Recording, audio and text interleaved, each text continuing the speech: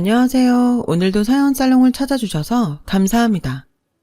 결혼 4년차 기혼 여성이에요. 저는 27살, 남편은 31살로 저희는 궁합도 안 본다는 4살 차이로 결혼을 했어요. 그래서인지 처음 남편을 소개로 만났을 때부터 지금까지 저희는 아주 잘 지내고 있답니다. 그런데요, 이렇게 사이가 좋은데도 저에겐 걱정거리가 하나 있었어요. 바로 시댁 때문이었는데요. 저는 얼굴도 뵙지 못했지만 시어머니와 시누이는 시아버지가 돌아가시고부터 아들이자 장남이고 오빠인 남편에게 심리적으로 또 경제적으로 의지를 심하게 하셨어요. 다행히 남편이 단호박처럼 자기 집에 되는 것은 되고 불가능한 것은 안 된다고 얘기를 하고 있어 결혼하고 큰 문제는 없었지만 그게 결혼이 1년이 넘어가니 슬슬 저에게도 영향을 끼쳐와서 얼마 전 큰 일이 있었어요. 저희는 다른 부부가 많이 그렇듯 맞벌이를 하고 있어요. 그래서 자연스럽게 각자의 수입은 각자가 관리하고 생활비와 각종 세금은 절반씩, 그리고 양가에 해드려야 하는 기념일 및 용돈 같은 건 각자가 알아서 하자고 결혼 전부터 합의했어요. 남편은 지금까지도 이름만 들어도 아는 대기업에 다니고 있어요. 저는 직원 2명을 데리고 그 동네에서는 제법 큰 약국을 운영하고 있고요. 시댁은 잠깐 언급했듯 시아버지가 돌아가신 후로 수입이 없으셔서 남편이 결혼하고 매달 150만 원씩 보내드렸고 10년 된 30평대 빌라에서 시누이와 살았어요. 그에 반면 저는 친정아버지가 사업을 하시고 부동산 자산이 꽤 있으셔서 시댁에 비해 경제적으로는 여유가 좀 있는 편이신데 제가 현재 운영하는 약국도 친정아빠가 건물 1층에 자리를 내어주셔서 감사하게도 지금 시세에 말도 안 되는 월세를 내며 하고 있죠. 그뿐만이 아니라 저희가 결혼하고 첫 신혼살림을 차린 집도 친정아빠가 미리 사놓으신 서울 강남의 아파트였는데요. 저 못지않게 남편을 좋게 본 아빠가 저희가 결혼하겠다고 인사를 갔더니 신혼집은 내가 마련해뒀으니 자네는 부담 갖지 말고 혜령이랑 의논해서 같이 신혼살림 장만해. 대신 가전제품이랑 가구는 이왕이면 돈 더 주더라도 좋은 걸로 사고 첫살림이 좋아야 잘 사는 거야 라며 말씀하셔서 저도 남편도 깜짝 놀랐었어요. 저희 아빠는 남편이 아버지를 여의고 실질적인 집안의 가정으로 살아왔다는 것을 대견해하면서도 측은하게 여기셨죠. 아마 당신도 그런 과거가 있었기에 남편에게 장인어른 이전에 아버지의 자리를 채워주고 싶으셨던 것 같아요. 저는 달리 형제가 없어서 저희 집엔 남편이 사위이자 아들인 셈이었어요. 하지만 반대로 시어머니는 유일한 수입원인 아들을 저와 저희 집에 뺏겼다고 생각하시는지 아니면 대기업 다니는 자기 아들이 저에게 아깝다고 생각하시는지 저만 보면 아우 내 아들이 100배는 아깝지 라는 말을 무슨 추임새처럼 내뱉으셨는데요. 당연히 들을 때마다 기분은 나쁜데 남편이 알아서 그런 말 하지 마. 내가 회사 빼면 뭐 하나 내세울 게 있어? 다른 사람들이 들으면 욕해. 라고 시어머니 입을 막아버리니 달리 그것 때문에 화를 낸 적은 없었어요. 하지만 저와 시어머니의 관계가 이렇다 보니 언제나 시한폭탄을 끌어안고 사는 기분이었습니다. 남편의 여동생인 시누이는 아무리 예쁘게 봐주려고 해도 밉상짓을 일삼았어요. 그러던 중 한 번은 친정 엄마랑 백화점에 갔다가 엄마가 예쁘다며 명품 프라다 가방을 사주셨어요. 그 가방을 본 시누이가 제 가방을 힐끔힐끔 보더니 남편이 잠깐 자리를 비우자 대뜸 이런 말을 하더군요. 언니, 그 가방 솔직히 언니랑 안 어울려요. 왜요? 그 가방은 나처럼 20대 초반이 들어야 간지나는데 언니는 곧 있으면 30이잖아요. 괜히 그거 메고 다니다가 어리게 보이려고 안 달랐다는 말 들어요. 그러지 말고 언니는 돈도 많으니까 다른 거 사고 그거 나한테 주면 안 돼요? 이 가방을 달라고요? 솔직히 언니 신혼여행 다녀와서 나한테 뭐 사다 준 것도 없잖아요. 내 친구 올케들은 면세점에서 명품 가방도 사주고 했다던데. 새 거 사달라고 안 할 테니까 그거 나 줘요. 콜? 저는 신우이의 논리가 하도 어이가 없어서 할 말을 잃었어요. 그런데 시어머니는 대답하지 않는 제가 답답하다는 듯 자기 가방도 아니면서 콜, 무조건 콜해 라고 말했고 저는 순간 정색하고 이렇게 말해버렸어요. 미안한데 이 가방은 친정 엄마가 사주신 거라 줄 수는 없어요. 저희 엄마 눈엔 제가 그렇게 어려 보였나 보죠. 그리고 신혼여행 갔다 오면서 아가씨한테 내가 면세점에서 선글라스 사다 줬는데 사다 준 게 없다고 하니까 기분이 좀 그렇네요. 가방은 아니었지만 그래도 나 딴에는 생각하고 고른 건데. 얘, 넌 돈도 많은 애가 말을 어쩜 그렇게 야박하게 하니? 줄 수 없으면 하나 사준다고 하면 좀 좋니? 시어머니와 시누이는 저희 친정이 잘 살고 제가 월세도 거의 내지 않으면서 약국을 운영한다는 사실을 알고 제가 돈을 아주 많이 버는 걸로 알고 있더라고요. 당연히 그 돈을 자기를 위해 쓸 수 있다고 생각하는 모양이었어요. 사실 따지고 보면 집 명의도 친정 아빠 앞이고 약국도 지금은 아빠 덕에 지출을 줄이고 있는 입장이라 제가 마음에 빚이 있거든요. 그래서 언제까지고 친정의 도움을 받을 수 없기에 제 나름 돈을 모으며 준비를 하고 있는데 그 사실을 알 리 없는 시어머니와 시누이는 저를 무슨 구두쇠 보듯 했어요. 무슨 일이야? 나 없을 때 무슨 말 했어? 자기야, 그게... 아니다. 얘기는 무슨? 아무 얘기 안 했다. 시어머니는 남편이 돌아와 무슨 일이냐고 묻자 서둘러 아무 일도 아니라는 듯 급히 제 입을 막으셨어요. 이쯤이면 대충 시댁과 저희 부부의 사이를 짐작하실 수 있으실 텐데요. 이렇듯 시어머니와 시누이는 남편 눈을 피해 어떻게든 저에게 돈이면 돈, 물건이면 물건을 얻어가려고 하셨어요. 그래서 저는 시어머니와 시누이 전화가 무섭고 남편한테 말하지 말고 라는 말이 먼저 나오면 자연스럽게 긴장이 되었어요. 그렇다고 남편에게 시시콜콜 시댁의 얘기를 하는 것도 좀 그랬는데 그런 데는 나름의 이유가 있었어요. 저희 남편은 결혼 전부터 아무리 가족이라고는 하지만 자기 어머니도 자기 동생도 버겁다고 했어요.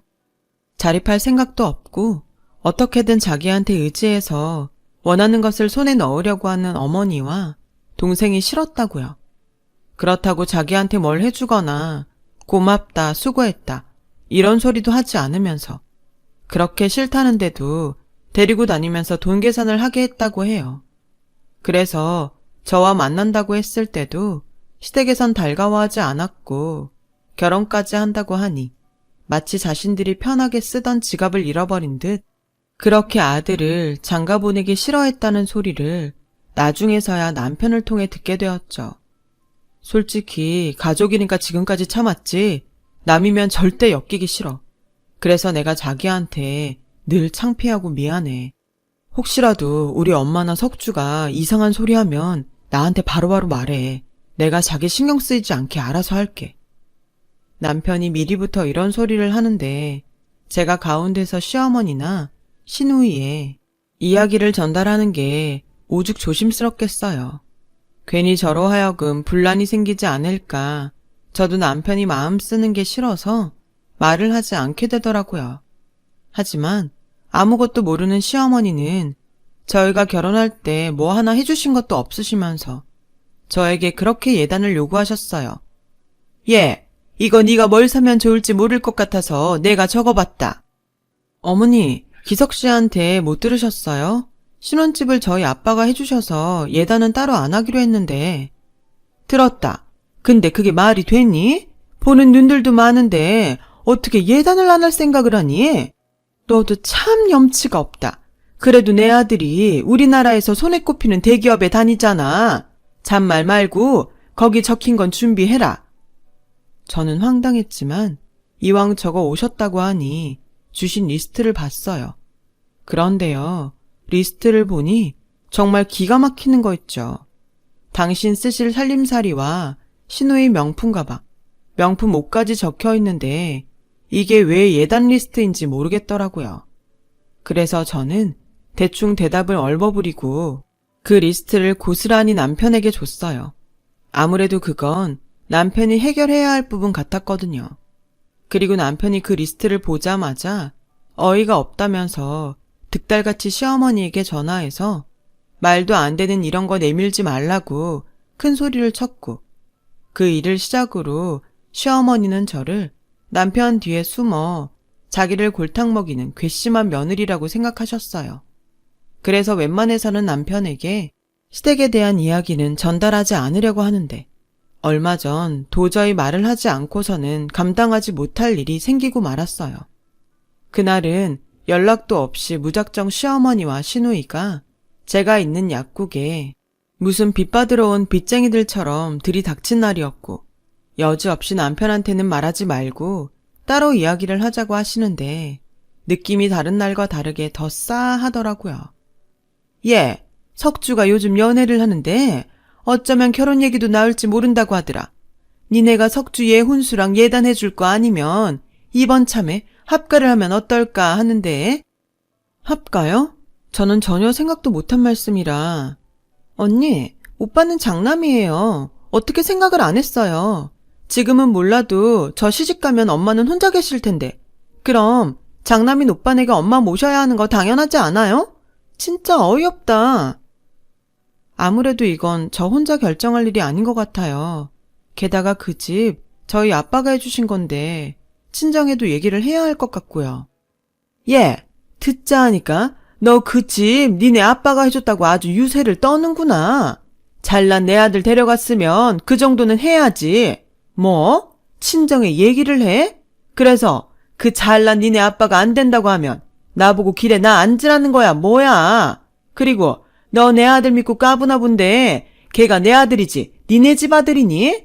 걔 속마음은 내가 더 잘 알아. 기석이 걔 지금 우리한테 엄청 미안해. 네가 합가하기로 했다고 말하면 오히려 좋아할 거다. 저는 시어머니의 궤변에 황당의 말이 나오지 않았어요.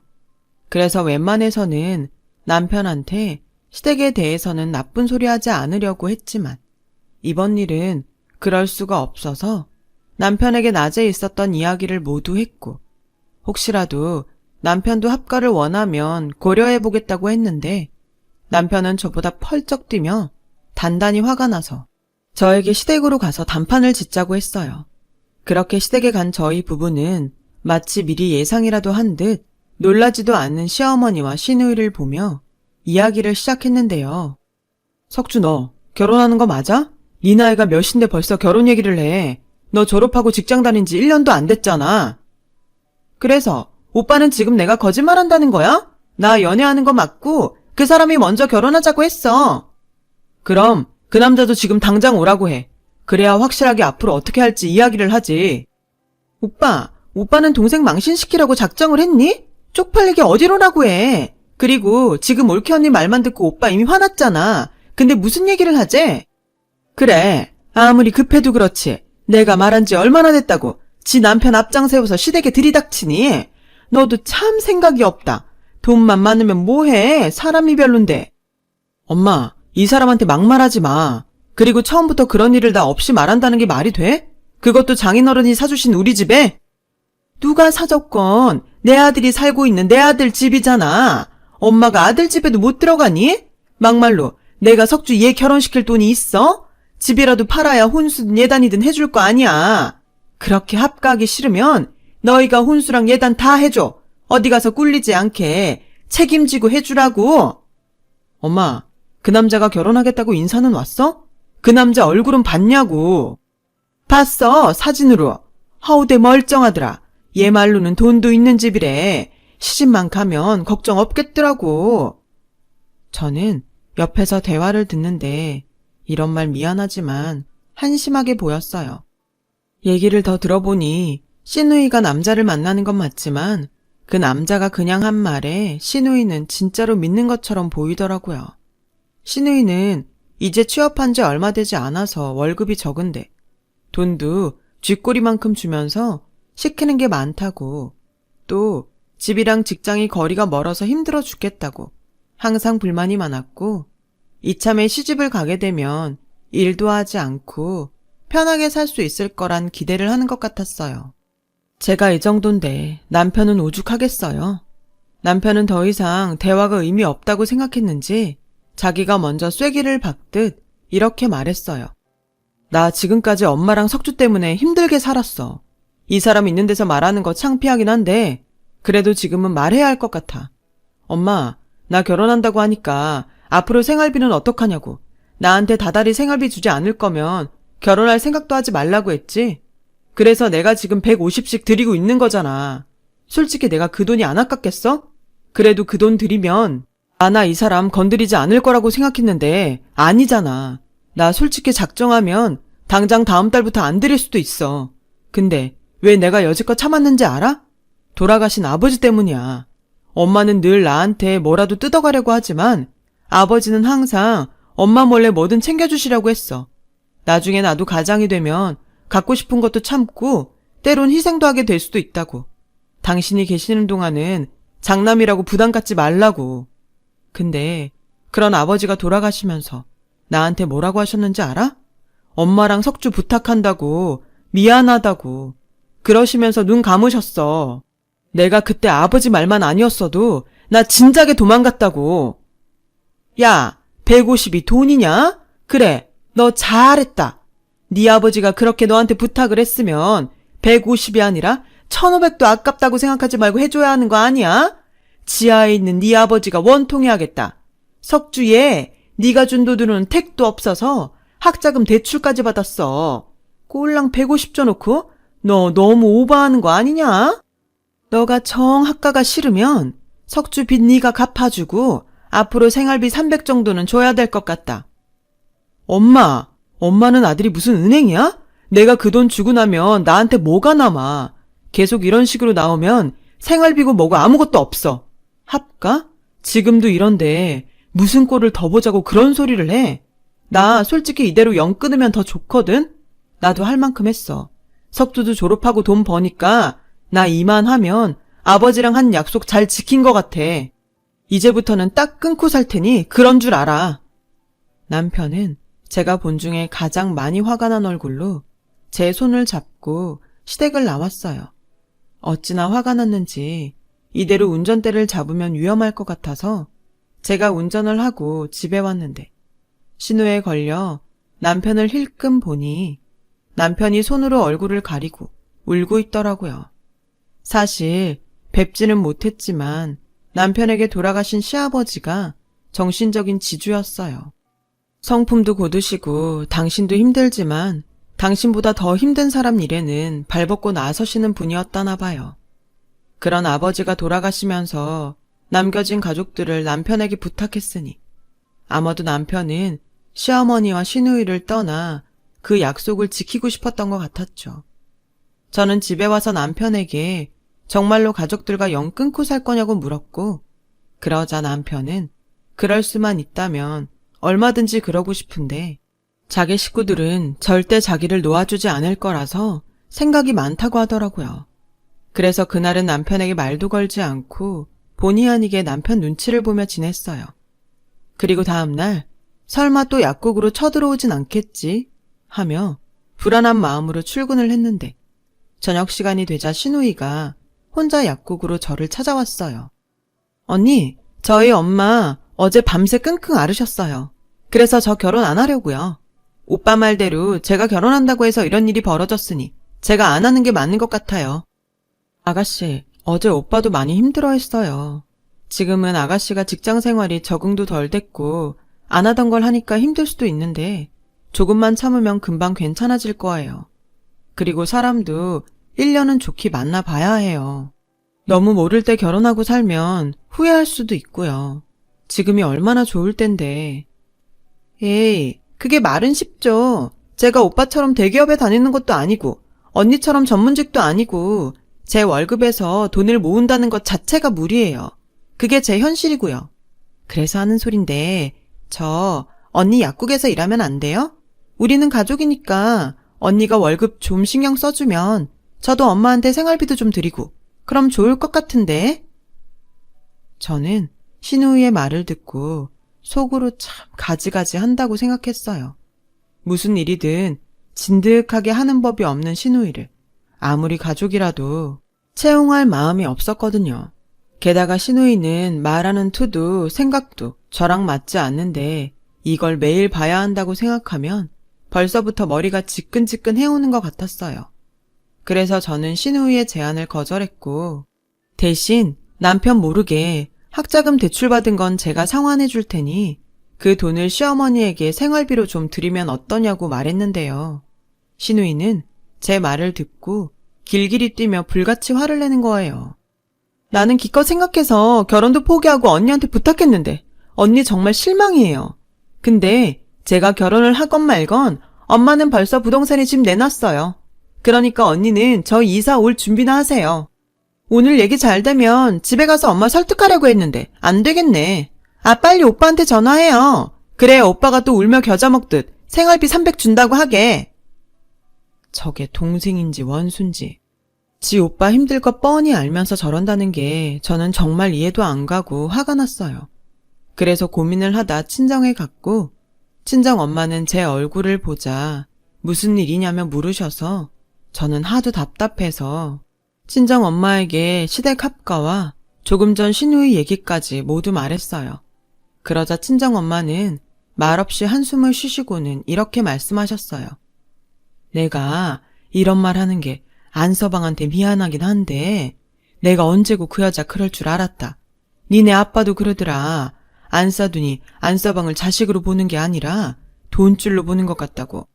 솔직히 엄마는 그래서 너 결혼까지는 하지 않았으면 했는데 안서방이 너무 사람이 좋아서 안서방만 보고 결혼시켰다. 너 속상하겠지만 안서방한테는 별말 하지 마.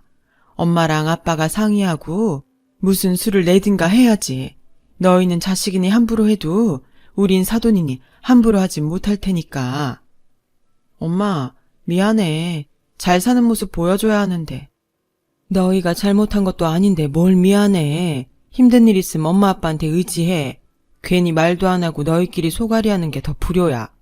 너도 그렇고 안서방도 우리한테는 자식인데 당연히 엄마 아빠가 나서야지. 저는 엄마 말에 힘을 얻고 집으로 돌아왔어요. 그리고 모처럼 우리 서방 맛있는 음식이라도 해줘서 기운 내게 해주고 싶었는데 그날 남편이 더는 저에게 피해주고 싶지 않다며 이혼 서류를 가지고 왔더라고요. 이런 선택을 하고 싶지는 않았는데 석주한테 엄마가 집 내놨다는 말을 들었어. 아마 그 성미에 그냥 밀고 들어올 작정인 것 같은데 나 더 이상 자기랑 자기 부모님한테 패키치고 싶지 않다. 우리 이혼하자. 아무래도 이게 최선인 것 같아. 나 같은 사람은 처음부터 결혼 같은 건 하면 안 되는 거였어. 자기야, 이게 말이 된다고 생각해? 우리 둘이 좋아서 결혼했는데 왜 이혼을 우리 문제가 아닌 다른 이유로 하재? 이건 아니지. 우리 가족이잖아. 패키치는 게 어딨어. 오늘 우리 엄마가 그러더라. 자기도 자식이라고. 오히려 이러는 게 나는 더 서운해. 그날 남편도 저도 얼마나 울었는지 몰라요. 그리고 남편한테서 오늘 낮에 저희 아빠가 갑자기 점심이나 같이 먹자고 하더니 괜찮다고 사양을 해도 신용카드를 한 장 주시더래요. 남자가 주머니에 돈 없으면 어쩐지 기가 죽고 그래. 듣자 하니 집에 생활비도 보낸다며. 이거 들고 필요할 때 써. 사용 내역 나한테 안 오게 했으니까 괜히 눈치 볼 것도 없어. 갖고 싶은 거 있으면 장인어른이 사주셨다 생각하고 써. 가끔 그 돈으로 혜령이한테 기분도 내고. 여자들은 그런 추억으로 사는 거거든. 저 괜찮습니다. 마음만 받을게요. 지금도 너무 많이 받고 있어서 죄송해요. 내가 주고 싶어서 주는 건데 뭘 죄송해. 난 아들이 없어서 자네가 있어서 너무 좋아. 이제 목욕탕 가도 자네랑 같이 남탕에 가면 되잖아. 여자들은 씻는데도 오래 걸리고 그거 혼자 기다리면서 심심해 죽겠다고 생각했는데 이젠 자네가 있어서 얼마나 좋은지 아나? 그렇게 저희 아빠를 만나고 그 카드를 도저히 쓸 수가 없어서 고이 지갑 안쪽에 넣어놨었다고요. 그 와중에 저를 만나고 헤어진 시누이가 지 분에 못 이겨 남편에게 시어머니가 집을 내놨고 저에게 합가 준비를 하라고 했다고 말을 했다는 거예요. 석주한테 그 말을 듣고 얼마나 기가 찼는 줄 알아? 피 하나 섞이지 않은 아버님은 날 아들 생긴 것 같다고 뭐든 해주시려고 하는데 정작 내 진짜 가족은 내 등에 빨대를 꽂잖아. 난 전생에 나라를 팔아먹었나 봐. 그 반대인 것 같은데 전생에 무슨 덕을 쌓았길래 나랑 우리 엄마 아빠를 만났어? 기다려봐. 자기한테는 미안한데 아까 나도 하도 답답해서 엄마한테 얘기했거든. 엄마가 아빠랑 상의해서 답을 주겠대. 자기 자존심 상할 것 같아서 말 안 하려고 했는데 이번 한 번은 염치 없어도 우리 집 도움 받자. 그리고 다시는 이런 거 가지고 오지 마. 이혼을 하겠다 싶으면 서류는 내가 들고 올 거니까. 저는 농담처럼 그리고 진심을 다해 남편을 위로했어요. 그리고 며칠 후 시어머니는 당신 집이 팔렸다며 이사 날짜를 저에게 통보하셨고 저는 친정엄마가 시킨 대로 알겠다고 했어요. 무슨 꿍꿍이야? 어쩐 일로 순순히 알겠대? 아무튼 나랑 석주 들어갈 방 2개 비워놔라. 설마 한 방 쓰게 할 생각이면 어림없다. 그리고 내가 쓰던 것들은 다 낡아서 버리고 갈 거니까 네가 알아서 가구도 좀 사고 방도 좀 꾸며라. 너 시집 올 때 집 해왔다고 아무것도 안 했잖아. 이번 기회에 그거 한다고 생각해. 가만히 듣고 있으니 시어머니는 자기 혼자 신나서 선을 넘나드셨는데 사실 저희는 이미 그 집을 팔고 친정집으로 이사를 왔어요. 혜령아, 너랑 안서방만 괜찮으면 당분간은 우리 집 2층에서 지낼래? 한 1, 2년 정도 지내면서 다른 곳 알아보면 어떨까 하고. 네 아빠랑도 얘기했다. 우리랑 같이 지내면 너희 시어머니 합가하자는 소리도 못할 거고 안서방만 괜찮다고 하면 이참에 그 여자 버릇 좀 고쳐보자. 엄마도 사람이 못 됐는지 내 새끼들 힘들게 하는 사람 나도 괴롭히고 싶다. 물론 안서방이 내켜하지 않으면 어쩔 수 없지만 엄마 아빠 마음은 그래. 저희 남편은 당연히 저희 친정 부모님이 하자는 대로 하겠다고 했어요. 그리고 오히려 친정 부모님과 함께 산다고 생각하니 자기는 가족의 울타리로 들어가는 것 같아서 좋다고 하더라고요. 그 길로 이사를 진행했고 저희가 살던 아파트는 내놓자마자 바로 계약이 되었어요. 드디어 시댁의 이삿날이 밝았어요. 버리는 것이 많고 챙겨올 것이 별로 없었던 시어머니와 시누이는 용달차 한 대로 아침 대바람부터 저희가 살던 아파트로 오셨고 이미 그곳에 이사와 사는 사람들에게 그런 사람 여기 안 산다며 문전박대를 당했다나 봐요. 야, 너 우리 엿먹이려고 일부러 그랬지? 너네 어디로 이사 갔어? 당장 주소 불러. 이게 아주 사람을 우습게 알아? 어머니, 저희 친정에 들어와서 살아요. 친정 부모님이랑 합가했어요. 미리 말씀드리지 못해서 죄송해요. 워낙 급하게 진행된 일이라서요. 그 집이 저희 아빠 집이잖아요. 아빠가 그 집 하신다는데 저희라고 별 수 있나요? 그래서 저희도 갈 곳이 없어서 친정에 얹혀 살아요. 어머니도 갈 곳 없으시면 여기로 오셔서 저희랑 같이 얹혀 사실래요? 뭐라고? 너 일부러 그랬지? 됐고 우리 어디든 들어가야 하니까 있는 돈 다 보내. 당장 들어갈 집이라도 있어야 할 거 아니야. 엄마, 우리 돈 없어. 그리고 앞으로 장인어른한테 월세도 내야 해서 엄마한테 드리던 돈도 100으로 줄여야 할 것 같아. 석주도 돈 버니까 괜찮지? 그리고 1년 뒤엔 그 돈도 안 보낼 거야. 우리도 집 구해서 나가야지. 그렇게 돈 많다고 자랑하더니 네 처가에서 월세를 내래? 그리고 니들 살 집도 안 해준다고? 엄마가 자꾸 눈독 들여서 안 해주신대. 지금도 하마터면 자기 집에 엄마가 들어와서 살 뻔했다고 그 집 정리하신 거야. 무슨 이런 거지 같은 경우가 다 있어? 넌 그 소리 듣고도 가만히 있었어? 가만히 있었어. 만약 나라도 그랬을 거니까. 엄마, 이제 제발 거지 말고 사람답게 살아. 살던 집 팔고 오늘 잔금 받았지? 그 돈으로 앞으로 지낼 집 구해. 이번 기회에 집도 좀 줄이면 더 좋겠네. 엄마, 끊어. 그리고 앞으로 돈 얘기는 무조건 안 들어드릴 거니까 얘기도 꺼내지 마. 엄마, 나 지금 너무 행복해. 여기선 내가 돈이 아닌 자식 같거든. 제발 부탁인데 나도 좀 사람답게 살자. 엄마가 좀 도와주라. 그래, 너 네 엄마랑 네 동생 어떻게 되든 상관하지 말고 혼자 잘 먹고 잘 살아. 우리도 더 이상 너 가족으로 생각하지 않을 테니까 저 혼자 잘 살겠다고 가족도 버린 네가 얼마나 잘 사나 내가 똑똑히 두고 볼 거야. 그 사람들이 지금은 잘해주는 것 같지? 그래도 남은 남이야. 가족 없으면 얼마나 서러운데. 너 그때 우리 찾아와도 우린 너 절대 받아주지 않을 거다. 이 망할 자식. 네 아버지도 지금 지하에서 피눈물을 흘리고 있을 거야. 시어머니는 그 말을 끝으로 전화를 끊으셨어요. 그리고 지금까지도 아무런 연락이 없으셔서 이 글을 쓰고 있는 지금도 저희 부부는 시어머니와 시누이가 어디에서 어떻게 살고 있는지 모르고 있어요. 에휴, 어디서 어쩌고 계시나. 내가 먼저 연락드려야 하는데. 하다가도 그날 남편이 했던 자기도 사람답게 살자라는 말이 가슴에 콕 박혀서 내 남편이 행복하게 살 수 있으면 뭐든 상관없다는 생각에 그러지 않고 있어요. 그냥 시누이의 SNS를 통해 그게 진짜인지 꾸며낸 거짓인지는 모르겠으나 그럭저럭 사는 것 같고, 만약 어느 날 갑자기 시어머니든 시누이든 연락이 온다면 그들이 달라져 있지 않은 한 저도 그렇고 남편도 절대 받아주지 말자고 서로 합의를 했어요. 여태 당했던 대로 또다시 당할 수는 없으니까요. 그리고 원래 계획대로라면 내년에는 저희가 모은 돈으로 새로운 집을 알아봐야 하는데, 제가 얼마 전 아이를 임신해 저희의 분가는 아이가 초등학교 갈 즈음으로 완전히 밀리고 말았어요. 남편도 그렇고 저희 부모님도 원래 떨어져 살고 싶지 않았다면서 3명이 한편이 되어 있더라고요. 여기가 친정인지 시댁인지 행복한 질투가 다 날 정도예요. 우리 안서방 좋아하는 갈비탕 끓여야지. 엄마, 나는 육개장이 좋은데. 그런 자극적인 거 몸에 안 좋아. 갈비탕 먹자. 주말에 안서방 낚시 어떤가? 안 돼. 주말에 이 사람 나랑 쇼핑하기로 했어.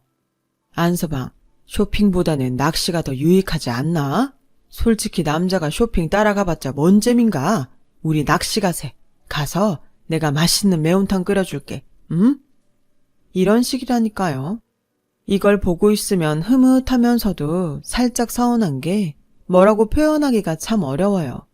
그리고요, 바로 어제 저는 시아버님에게 뱃속의 아가 소식도 알려드릴 겸 남편하고 납골당을 찾아갔어요. 참 생각이 많아 보이는 남편 옆에서 저는 차마 목소리는 내지 못했지만 속으로 이런 말씀을 드렸어요. 아버님, 남편을 이 세상에 태어나게 해주셔서 감사합니다. 제가 이 사람 아프지 않고 행복하게 해줄게요. 그리고 앞으로 태어날 저희 아가도 착하고 멋진 남편을 닮을 수 있도록 해주시고, 무엇보다 앞으로는 시어머님이랑 아가씨와 잘 지낼 수 있도록 아버님이 두 사람 정신 좀 차리게 도와주세요. 그래야 남편도 가족들 보고 살 수 있죠. 그럼 저는 평생 아버님 며느리로 충성하고 살겠습니다. 이 기도가 부디 꼭 하늘에 계신 시아버지에게 닿을 수 있었으면 좋겠어요. 그래서 우리 남편이 지금보다 더 많이 행복할 수 있었으면 저는 더 이상 바랄 것이 없을 것 같아요. 지금까지 저의 사연 들어주셔서 감사합니다. 지금의 이 마음을 잊지 않도록 평생 노력하며 살게요. 여러분들에게도 좋은 일만 가득하길 기도하겠습니다. 여러분, 사연 댓글에 응원과 현명한 조언 부탁드려요. 좋아요와 구독은 저에게 큰 힘이 됩니다. 오늘도 좋은 일 가득하세요.